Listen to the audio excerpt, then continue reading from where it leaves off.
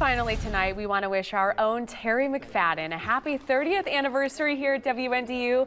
This is from earlier this afternoon as the entire station celebrated Terry's milestone with pizza and cake. Terry's wife Lori also joining the celebration.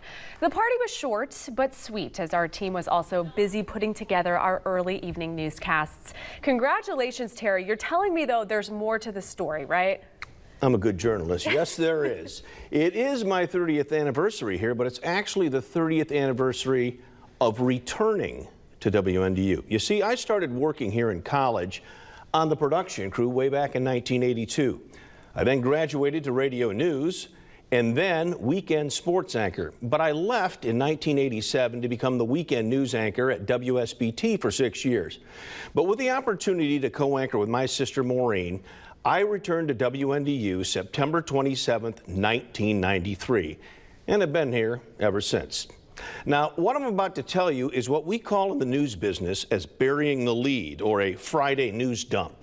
I want to tell you all that there will not be a 31st anniversary of my return to WNDU. Tonight, I'm announcing that I will be retiring in a few months.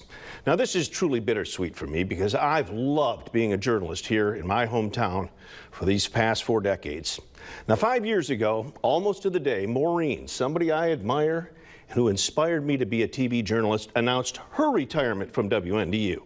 Now, back then I asked Mo, how'd you come to that decision? She told me, you just know when it's time and have the good sense not to wait for someone to tell you it's time. Now, speaking of time, I know the meter's running. I'll be 63 in December. I'm in relatively good health and have an old house, an old pontoon boat, and an old vintage Mustang that really need my attention. So I'll have plenty to keep me busy and engaged. But what really sealed the deal is I recently found out that my wife and I are going to be grandparents for the first time. Working weekends, nights, and holidays all those years, I missed plenty of family time, especially with my children. That's not going to happen with my grandkids. Now, I don't have an exact date for my last day, but it will likely be sometime in early 2024.